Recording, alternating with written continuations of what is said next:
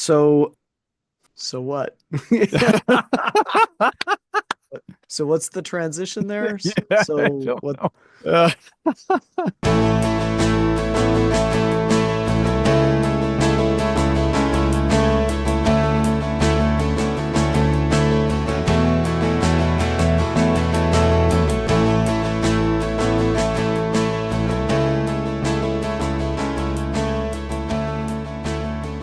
Welcome to the Greens and Blues 14er podcast. This episode, Zach gives spam a bad name. I make exactly $0 from our podcast, but we celebrate our 1 year anniversary of the Greens and Blues podcast and review some special year-end awards that we just made up. Our podcast is 1 year old. How crazy is that? Woohoo! We did it, Eric. This was but an idea in your head last summer, and now it is a reality that is a year old. It's crazy. We're toddling and everything now. Wow. Maybe walking, Maybe uh, even walking. Are we pu- cruising? pulling up. Yeah, there we go. Yep. Yeah, it is funny to think we've been doing this now for a year, Eric, and we have achieved digital immortality. I often think, if I were to die, what would I leave behind? And I realize now probably the only thing that people could connect with who I am are these podcasts. So we better keep doing it and doing it well. Although you are an author too. You've got a couple Mm. books out there that folks can connect with too. But hopefully this is makes the list too. Well, so how do you feel after a year of doing a podcast, Eric? Do you have any big thoughts? Oh man. Anything It's been momentous? it's been fun. That's all I can think of is it's been fun. I've enjoyed this ride and hopefully there are more years to come on this. I don't know. What do you think, Zach? Well, it better be fun because we're not getting paid. That's right. unless unless there's some kind of venture capitalist that wants to give us money for this. We do this out of just for the joy of chatting about it Yep. and because I think we enjoy talking to each other. Yep. So, I mean, yeah, I enjoy talking about mountains and hiking. It's fun. We'll hopefully do some more interviews in the coming year, Yep. and I'm excited to do that.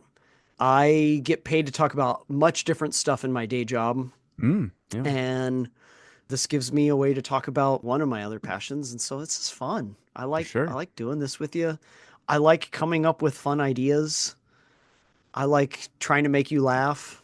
This is You this is you do a great job of that. That's probably 10% of all of our recordings are just me cracking up.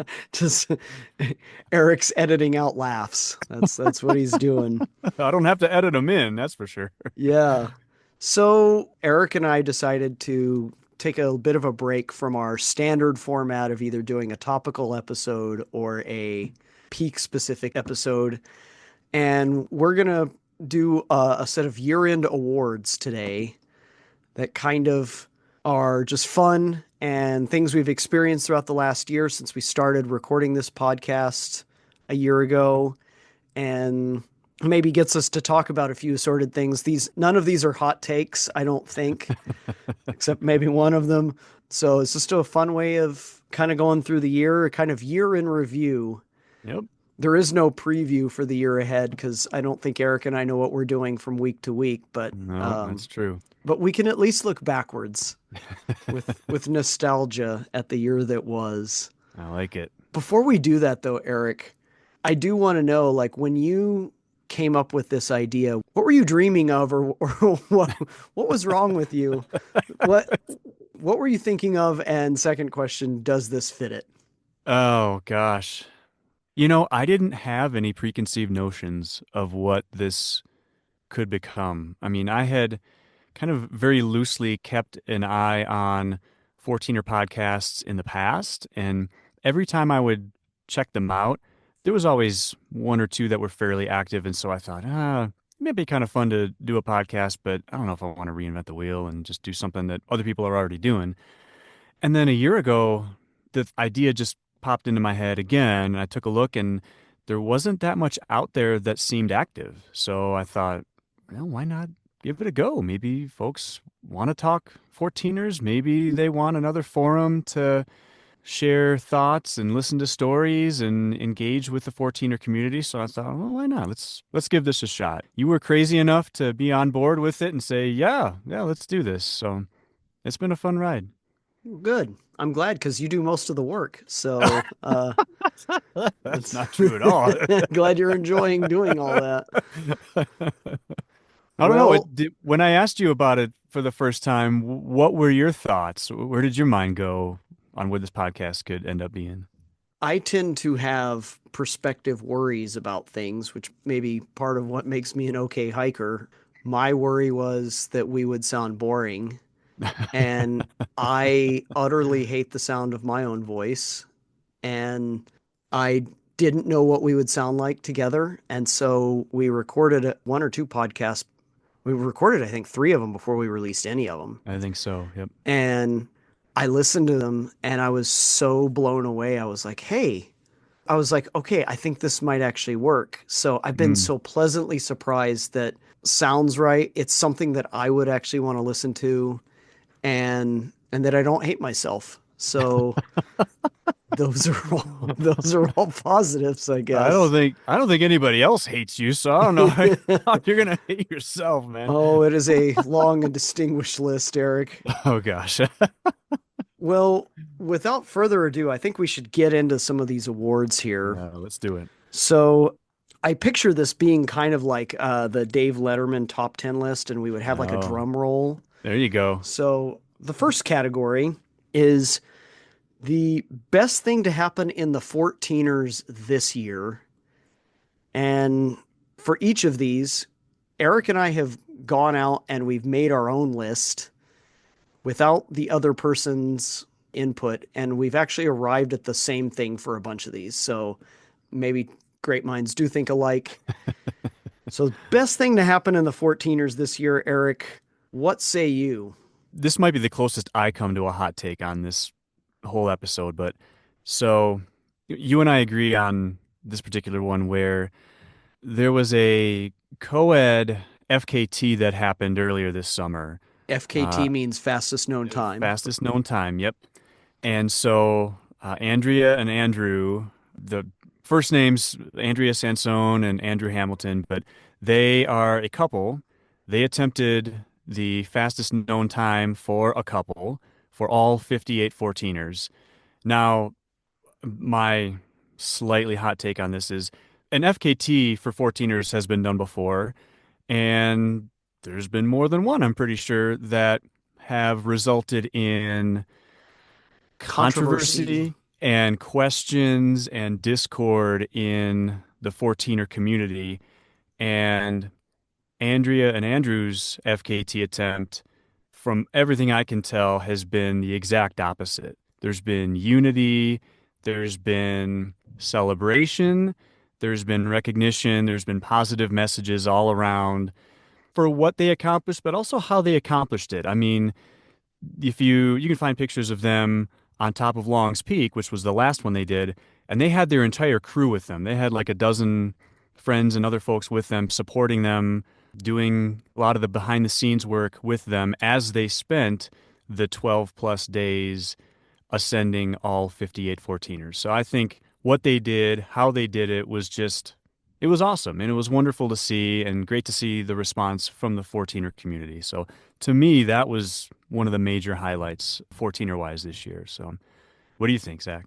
As you know, that was also on my list. Yep. Completely agree. I think that owes a lot to the character of those two individuals and how inclusive they are and how kind they are and how they've always been willing to mentor other people in the hiking community.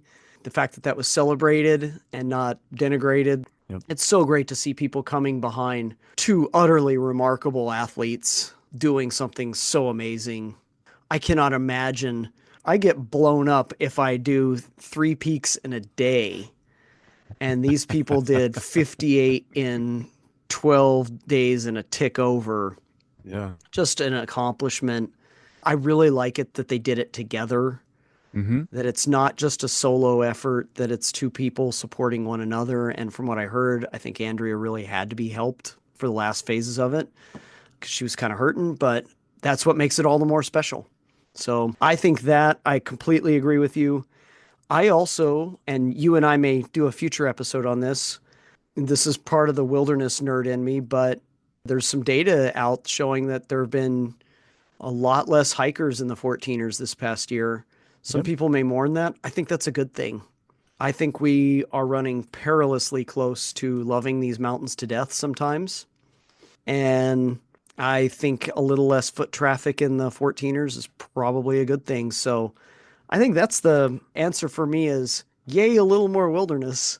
Uh, the best thing to happen in the 14ers this year, other than Andrea and Andrew, is the fact that, yeah, maybe a few less people out there doing it, but there's still substantial crowds. I mean, I think Grays and Tories still get 50 to 60,000 people a year.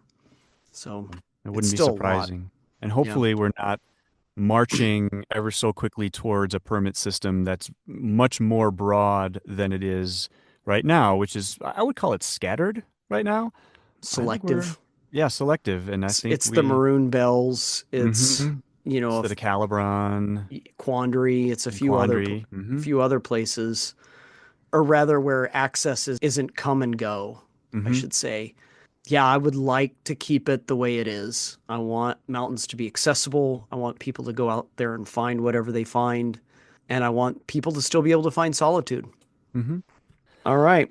The next award, Eric. We don't talk a lot about gear here because I don't want to gear out all the time, but I want to do a gear episode at some point soon. But best piece of gear in the last year that you have been able to use, Eric? So my best piece of gear actually came as a result, I think, of one of our earlier episodes where we went through a Zach goes solo on some 13ers that were on my wish list. And so my wife Rachel listens to our podcast and Hi, she Rachel. listened, yeah. She's like, "When are you talking with Zach again?" I said, "Oh, I'm talking with him today." So she listened to that episode and said, "Oh, Zach went solo. Are you wanting to go solo more, Eric?" And because as I'd done a few 14ers that were, as we just discussed, very popular, and I'd done them solo, but beyond that, haven't done as much. And so I said, yeah, that would be a lot of fun to kind of do my own thing. And as a result, she bought me this personal locator beacon, Which Eric is um, holding up. which I'm Nobody holding can up. see it, but Yep. it's a You don't. yellow box. Mm-hmm. It's just a box. It's from the company Ocean Signal. And it's very straightforward. It doesn't do like two-way communication or anything like that. All it is literally is pull out an antenna, open a flap, and hit a button. And if you're in distress, go through those very simple steps, and it's registered with NOAA, so it will reach out to SAR and a team will come and get you if you really need it. So I hope to never need it, but it's basically just something that's kind of a sensible insurance policy in case something were to happen where I get into trouble. So to me, I never imagined I would be carrying one, but I'm glad that I've got it, and I feel better knowing that if the worst were to happen, I would have a way to communicate and get some help. So, Those are great. I have a similar device. I think it's called Fast Find is the company that made mine. yep, A lot of people get the Garmin InReach, I've seen the InReach. Yep. but the InReach requires a subscription. Mm-hmm. Exactly. And the kind that you and I purchased, you buy it once and it's good once. Battery lasts about 10 to 20 years. Mm-hmm. Register it with NOAA. So, yeah, that's a good piece of gear to have around, especially to give your loved one the peace of mind. Yep. And It's a good especially if it call. allows you to go hike alone, Eric. Come to the dark I've side. I've been on the dark side, soloing some 13ers this summer, and for the most part, just had a blast. So really enjoyed it, and so yeah, thankful for this new piece of gear, even if it isn't a toy. So, what about you, Zach? What's the best piece of gear you got this year? I haven't bought any new gear this year. I'm going to get a bunch for Christmas, or rather, hopefully my family is listening to this. I'm going to get a bunch for Christmas, guys. I need an ultralight stove for backpacking. I need a few Oh, other there you things. go. Yeah. I Yeah. mean, those are actually pretty cheap, but I have not mentioned this before. I hike in a pair of Mountain Hardwear pants, Mm-hmm. and I cannot sing the praises of these things enough. So they're durable, they're light. I've never found a pant that like feels good when it's 85 degrees or 80 degrees out and I'm hiking and I'm sweaty Mm, and it's 40 degrees and windy. And they work in both conditions equally well. mm, I have been dumped on in these things rain wise. They've been soaked and they dry out quickly. When I backpacked this summer, I just wore them all the time. I like slept in them in my sleeping bag. They were like wearing a warm layer. They're just great. So, Mountain Hardwear pants are lovely. I think it's their tech pant or something like that, but you see me wearing them all the time. yep. That's my uniform in the hills. Yeah, those are really, really good. I heartily recommend them to anyone that wants a good pair of hiking pants. I know other people make similar ones, probably with similar material, but these things are darn near indestructible. I've raked them across rocks. I can't, other than falling off a tree, and we've heard that experience. Yeah. I cannot rip them. So great pant to have. That's my Gear of the Year award. I will not give it up to my old crappy backpacking stove that weighs like 3 pounds. That Oh gosh. is the anti Gear of the Year award. Do we have like a an opposite of the best award? Do we have a worst award? We I guess actually do. We we do have actually have a one. couple of those down the list here, Yeah, but yeah. like a short story. My old camp stove, it has these little butane canisters, and I put it on. I think I told this story to you or on the podcast. And like inevitably when you put it on, it pierces the butane. And butane is super cold when it gets exposed to Mm. oxygen. And it squirted out all over my hands and like gave me like burns and Oh my stuff. So gosh. I'm gonna go. That's the sucky piece of equipment of the year award. The That's the worst one. 1980s backpacking stove that my dad gave me. Yeah, that he was using when he was sleeping on newspapers and the direct ground in his massive military canvas tent. Yeah, but he had John Denver in his head, so it That's was all hey, good, right? hey, that makes John Denver covers a multitude of ills. So that's a good thing. Well, Zach, should we move on to our next one? Mm. So this will be a fun one. Best bit of wisdom we learned, and you mentioned suggesting we get one from a guest, which I actually have one from a guest, and also an additional honorable mention that I don't think is from a guest. But what would you say the best wisdom we got from someone this year? I think my best bit of wisdom that I learned from someone this year was from our very first interview with Justin Simoni. Hmm. It's not necessarily any one thing he said, it was just his general attitude towards hiking of just going, grinding away and going slow Mm. and being persistent and just this kind of remarkable attitude of like willing to go for long stretches of time and enjoy the mountains.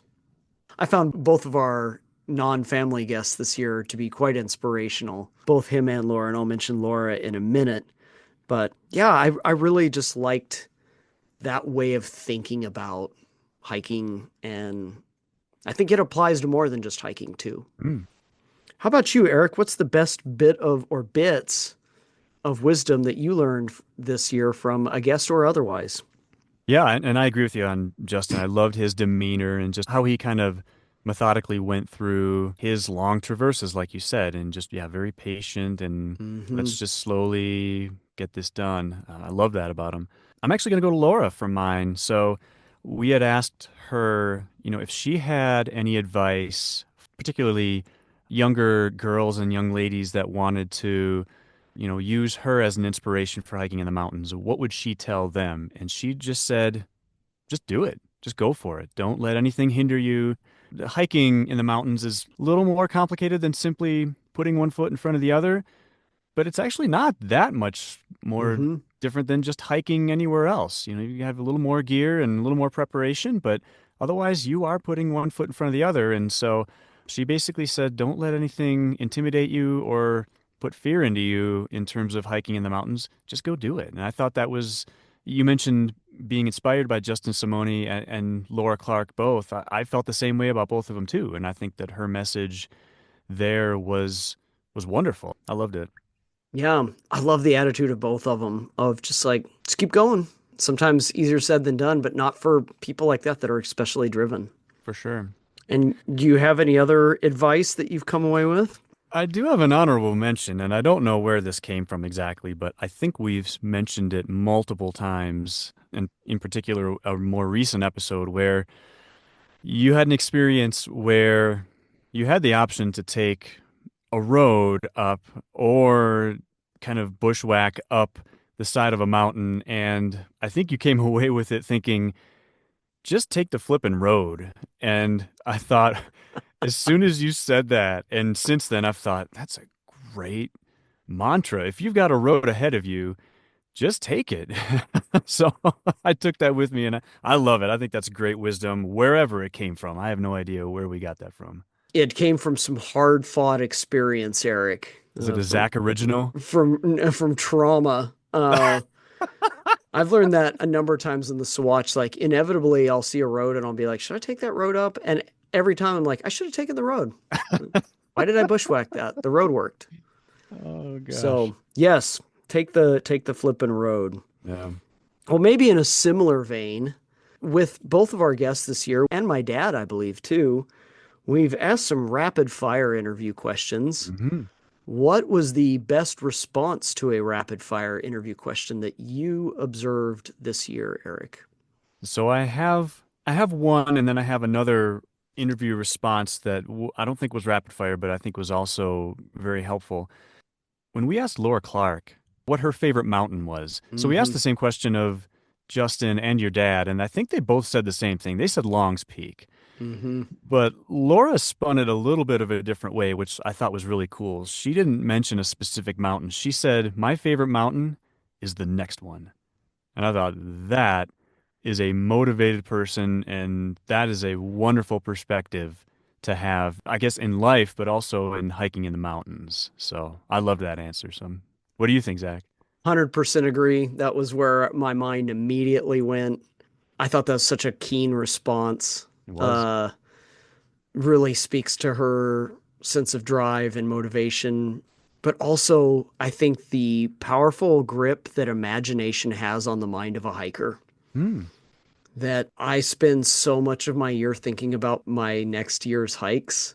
I mean, it's not like the real thing. The real thing's way better, but dang, it's good.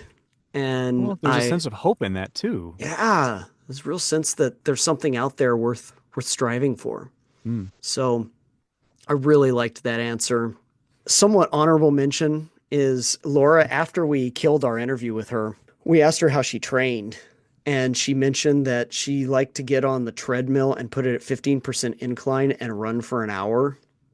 That wasn't a rapid fire response, but hot dog, that's something else. Your response to that was, I think your eyes opened up really wide when she said that. I thought, oh Holy, my gosh. because I've tried to do that and I can go for 5 minutes. Oh And gosh.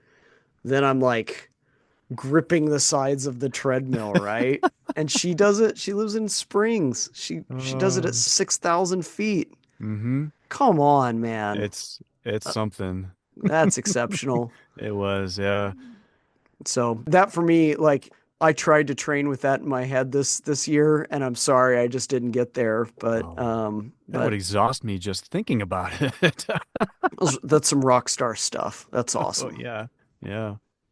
Can I add an honorable mention as well to It's your this one? podcast, man. You do whatever you want. Oh, dude, it's our podcast.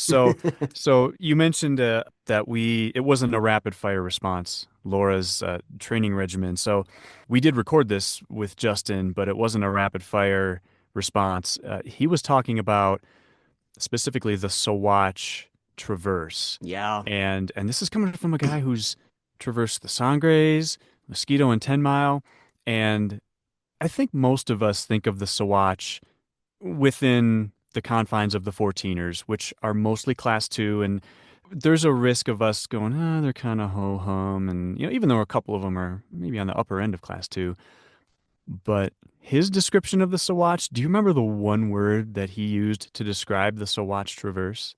Want to say gnarly, but It's, yeah, very close. It was a shocking word to me. He used the word terrifying. And I thought, are you thinking of the same Sawatch that I'm yeah. thinking of? Like, but when he was describing the Traverse, he's like, yeah, there are some spots where you will lose your lunch if you really get into this and try to tackle this entire thing. And so to me, that was eye-opening. And it was a cool perspective on a range that I wouldn't have given that much credit to. So I thought that was a really interesting response that he gave to a question when we talked to him. Definitely. There's some really sketchy parts of the Swatch, and that rock is not always good, as you well Mm. know. Yeah. So yeah, every time I go on the Swatch, I'm like, yeah, this part of the mountain is fine, but if I had to traverse over there, that would not be okay. Oh, yeah. So yeah, I like that. I don't think that's any kind of transition, but that takes us to our next category that I you've put love on it. here. I don't even know what this is. It says here Eric's favorite Zach impression. So I don't know what that means, but what does this category have in it? This is a very special category that you've done a few, I don't know, are they impersonations? They're impressions. They're like your junior Frank Caliendo, I guess, where you imitate celebrities and you come dangerously close to sounding exactly like them. So there was one in particular that I think, I don't know if I've laughed this hard during one of our podcasts as I have when you did your Charles Barkley impression. And I don't know exactly what we were talking about, but your Charles Barkley is great. You mentioned was it is either Santa Fe or Geneva Peak, and you called it the round mound of Oh, rebound yeah. Sullivan Mountain is or the round mountain rebound in Sullivan between them. Mountain. Yep. And when you said that, I said, "That's terrible, I, Eric. I can't believe you said that. You must be Oh, insane." yeah. Well, the answer is yes, but uh no, your Barkley's great. I could listen to that all day and I love Charles. He just, what even is this? Podcast? It's not even in a pod. What are you talking about? It's a cast? oh gosh. Did somebody break something? I love Shaq, you need to be quiet. Your mama. Yeah, here we go.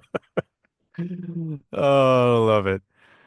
Yeah, I Oh. thank you. I like that one. I want to do a whole episode about like a peak named after a president in the voice of George W. Bush. I think that Oh gosh. There we go. um, if we get to do like, I don't know, like a Lincoln Lincoln? or yeah, there's a there's a peak in Colorado. It's named Mount Lincoln. Oh no. It's it's really nice. It's good. I think we could do that. Oh, there you go. I Yeah. didn't know you're from Texas. That's pretty good, Zach. Well, I was born in Connecticut, but moved to Texas on the Rangers. You may have heard of them. You got Yeah. an airport named after you too, I Got think. got a way to make fuels these days. It's from switchgrass.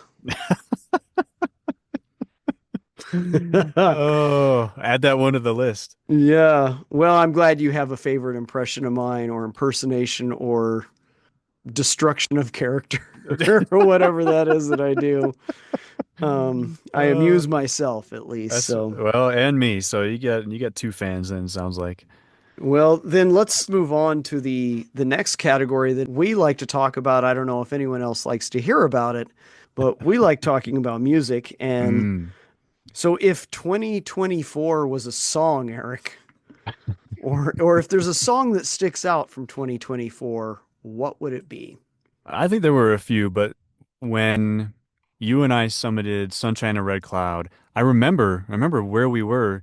You kind of stopped us on the trail on the way up, still pretty early in the morning, and you said, Hmm. "Oh man, I remember this from when my dad and I were considering Sunshine and Red Cloud when I was a kid." And you kind of stopped dead in your tracks, and I thought, "Whoa, there's something going on here." And then you elaborated on it during our episode, and your song for that episode was Landslide by Fleetwood Mac. And you shared the connection that that song had, we were listening to it earlier in the day, but you had that connection with those mountains, with your dad, and that was impactful for me. I mean, just kind of the family connection with hiking. I've gone hiking on a bunch of 13ers with my son this summer. That's been really impactful for me. And to hear you talk about your relationship with your dad and that time period of your life, that was really cool to hear. So I'm gonna go with landslide. Well, thank you. Yeah, I thought about that one. I don't know if other people have this in their head, but sometimes like the whole summer has a soundtrack to it, and Mm, sometimes that soundtrack is a song. yeah. For some reason, most of this summer, I had Brothers in Arms by Dire Straits in my head. Mm, And it's the title track, but also the last track of their album, Brothers in Arms. It's a great album. And it does have a line in there about these mist covered mountains, but just that kind of sense of brotherhood and also just belonging and longing that mm. that song evokes. That was in my head this summer as I hiked a lot of mountains. I didn't hike a lot of mountains, but it was in my head for almost all of them. So Yeah. that really is kind of the song of 2024 for me in my head, although I do really like Landslide. That's cool. So this next one is one that I have named, Eric. This is called the Black Toe Award for the worst thing that happened this year. There is a moment of negativity here. Uh, Oftentimes we get black toes when we hike a lot, when we hurt ourselves, as Eric may or may not know. Um, so this is the award for the worst thing to happen this year. And I want to kick it to you, Eric, because this may evoke a slight story out of you. It might. And we may have an episode, or may not, in the future about this, but my last hike this summer came probably a few weeks earlier than I had originally intended. And that's because my last hike, I pushed myself a little harder than I really needed to. And the end result was, as Zach mentioned, a black toe. So I've got a toenail that's probably about to fall off and a nice black blister that's been there for a few weeks on my left foot. And so it's not going away, and I'm not looking forward to doing any real hiking on it. So I think my season's done, and that stinks. So I'm going to go with a premature ending to my hiking travails this summer. So what's your black toe nomination, Zach? A similar story Uh-oh. of a premature ending to my hiking season. Had Yep. some family illness in the Simpson family that kept me from doing a couple big hikes that I wanted to do at the end of the summer. Every year I start out with bold aspirations. This year I'd kind of calculated out if I played my cards right, I could hike about 18 peaks. Ended up only doing I think 11 or 12, Mm, and I had to cut my last trip short as a result. Some stuff. So I would say the Black Toe Award for me is just a shortened hiking summer. Hot dog, I could hike all year if I lived in Colorado, and I did mm, not get to do that. That's always my sadness. yeah. I will also say, I don't know if this year's any more extraordinary than others, but there continue to be a lot of fatalities in the hills. Yeah. A lot of We people keep getting seeing them. hurt, Yep. rescued otherwise, and that makes me sad that there are husbands and brothers and mothers and sisters and daughters that are going out on hikes and doing the thing they love and not coming home. Yeah. So, not to strike too discordant of a note, but it always is kind of in my head that I could end up that way. And I think anyone that's hiked, especially people that hike solo as much as I do, runs through their head a little bit. But mm, that's hard to see that continues to happen. Yeah. Well, especially like you said, at the frequency that we've seen this summer of all the SAR reports and the, like you said, the fatalities. It is sad to see. You just never know, especially when you see some of these folks are really experienced and they know what they're doing, but it can just happen to any of us. So Hmm. yeah, I agree. Yeah. Well, there's no easy way to transition to this from that, No. but favorite hiking food award of the year. We talk about music and food on this just as much as we talk about hiking. I don't know what's wrong with this, I, but yeah. favorite hiking food or post-hiking food or pre-hiking food for you, Mr. Eric? Yeah, if anyone does listen to our podcast, I'm going to sound like a broken record. I mention this place all the time. Can It's we get a sponsorship, Eric? I've actually thought about that. I've thought about reaching out to them and seeing, hey, Blue Moon Bakery in Silverthorne, Colorado. I talk about you all a lot on our 14er podcast. Can I get like some free cookies or something out of this deal? Because This podcast brought to you by Blue Moon Bakery in Silverthorne, Colorado, featuring glutenated and gluten-free items for your enjoyment. I don't know why we can't just take that soundbite that you just gave us, Zach, and Right. just replicate it through every episode and get some free muffins out of it. I love the sound I of don't even that. want money. I just want a croissant. It's Is There that you too much go. to ask? I don't think it is. I'm gonna have to reach out to them and try and make that happen. But yeah, anytime I'm hiking in the greater central Colorado area, I am hoping that I can be done before 3:30 so I can get to Blue Moon Bakery by 4 o'clock before they close. So, broken record, Blue Moon Bakery, I love it, and I'm going to stick to my guns on that. So, I want to hear your thought on that though, Zach. What's your favorite hiking food or post-hiking food? Before I get there, I got to say what it's not. Um, as you all know, I went backpacking a couple times this summer. I've backpacked my whole life. I'd taken a break for a while, but I got back at it and I thought I'd do something interesting this year. I bought like a pre-pack, like a rice from Target that had already been cooked. So all I had to do was heat it up and it had like quinoa in it and stuff. And I thought, oh, that's good. A little bit of fiber, a little bit of Yeah, protein. some And then protein I in there. got like a packet of Spam. And I was Mm. just going to crumble the Spam up and put it in there, heat it up, good to go, right? Don't have to cook a lot, don't have to clean a lot. That pre-bagged of rice was, I'm going to go Charles Barkley. It was terrible. Oh no. It was crap. It was really, really bad. The only thing Oh. redeeming about it was the Spam. And that's, I mean, for those of you that have had Spam, that's a stretch. Um, I then repeated that mistake by doing some different version of rice and Spam on my second trip this year, and that was even worse. Oh Um, no. I mean, but you got to eat, right? Like Mm-hmm.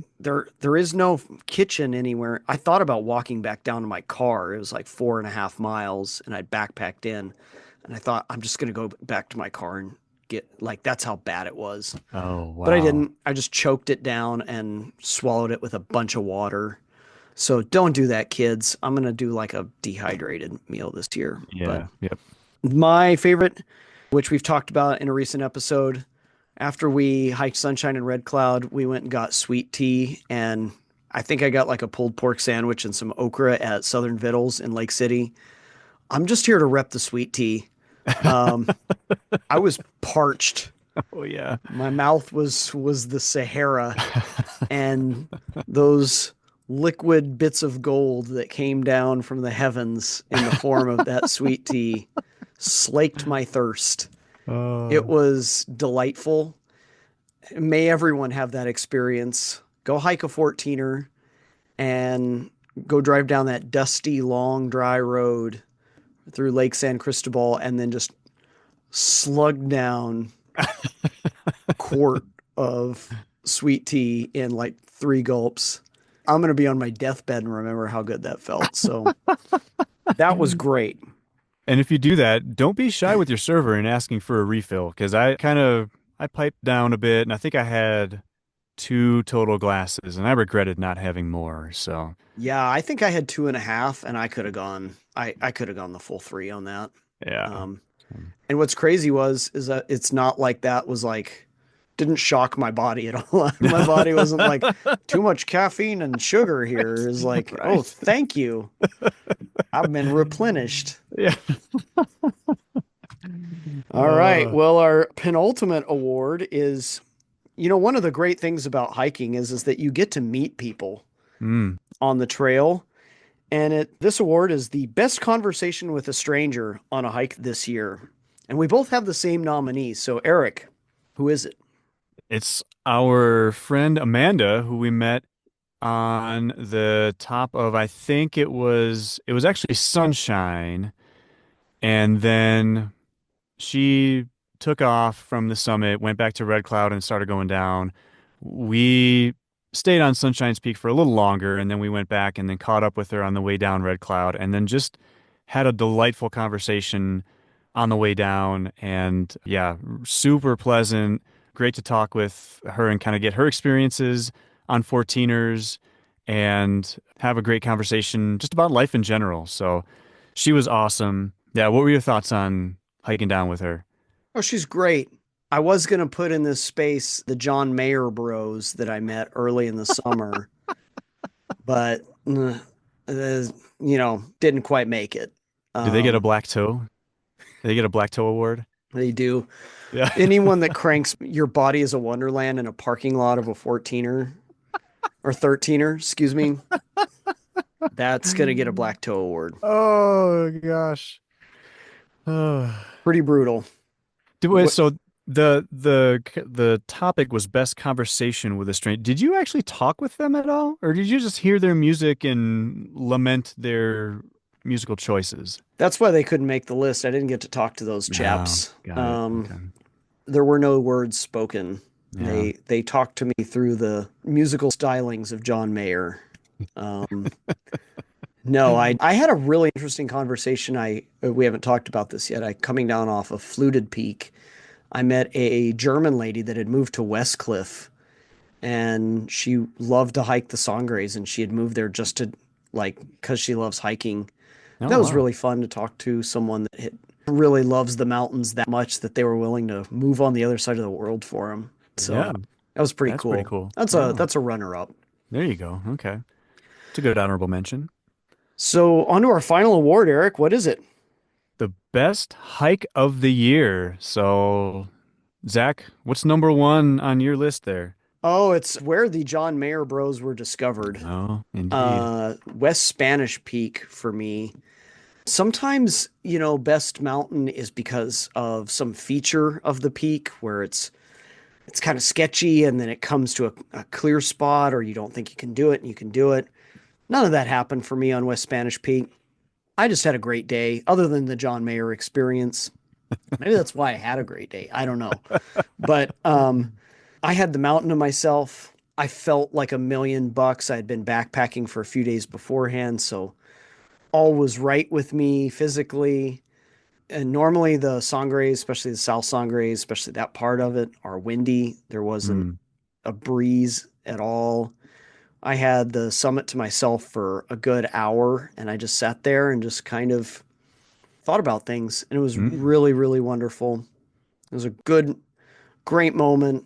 Yeah, it's why I hike. So yeah, that was my best hike of the year. How about that's you, awesome. Eric? Yeah, all of the hikes I've taken this year have had something positive, and some of them have had something negative too. But if I had an honorable mention, it would be one of the hikes I had with my oldest son, Tyler.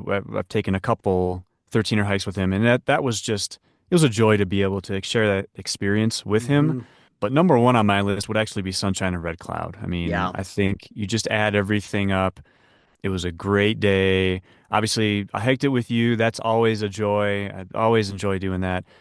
I think one of the things that I was not expecting that I really enjoyed out of it was just the view from both peaks of all of the different high summits in that area. I mean, I've been at this recording, I've been to the top of 36 14ers. You've been to the top of what, 38 or 39 14ers by 39, now? yeah. Yeah.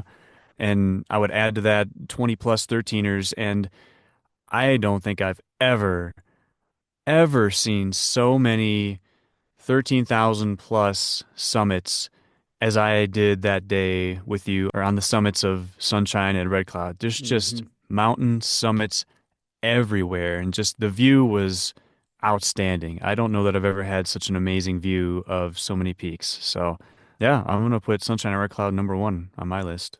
Yeah. The views there, and it's committing, but Mm, you get yep. to enjoy those views for a while. Mm-hmm. Yep. So I think that's a fitting end to the Greens and Blues Awards.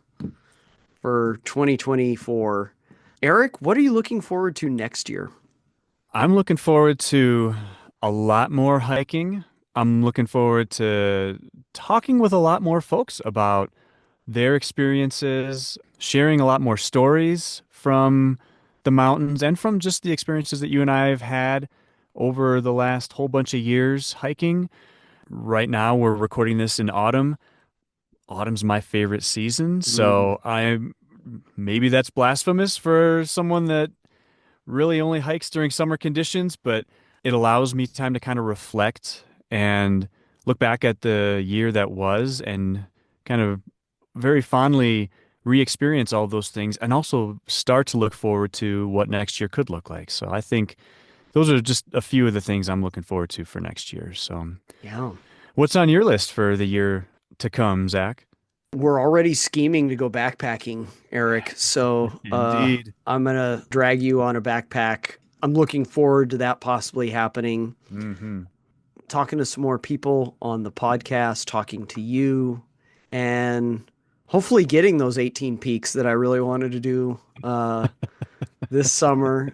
Every year, though, is a gift. Every year is a blessing. Every year that Hmm. I'm physically fit enough to do this, I feel very grateful for, and I'm glad that I'm going to get to do it for another year, and that hopefully my body continues to hold up, and that I keep doing this for a long time. But I'm happy I'm doing it now.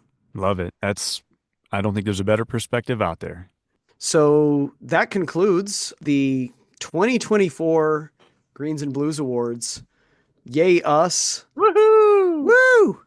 I want to thank everybody that has listened, those of you that have reached out to us through our Yeah. email, through Facebook. It's been a ton of fun doing this. Hopefully we'll get to keep doing it for as long as we want to keep doing it. Yep, Eric? completely agree. And yeah, this has been a blast. Hopefully, everyone that listens has enjoyed it as well and continues to listen. And if there's any feedback, let us know. Topics, stories that you have from the mountain, we'd love to hear all of it. So, like Zach said, you can reach out on our email address, greensandbluespodcast@gmail.com. You can reach out on our Facebook group. We had someone, I think just yesterday maybe, reach out and ask for a cling on the Facebook group. So It's moving merch like we hotcakes we here. we we don't have any concerts where we can sell T-shirts, but we can spend our own money and send clings to folks. So Yeah. keep those requests coming. Keep your stories coming. You can reach out to Zach at NM Hiker Person on X. Share your stories with him that way. Our YouTube channel has a bunch of videos. So yeah, we really appreciate everyone that listens and reaches out to us. We hope that that continues in the coming year. We thank you all for listening to us, and we hope you have a happy hiking year.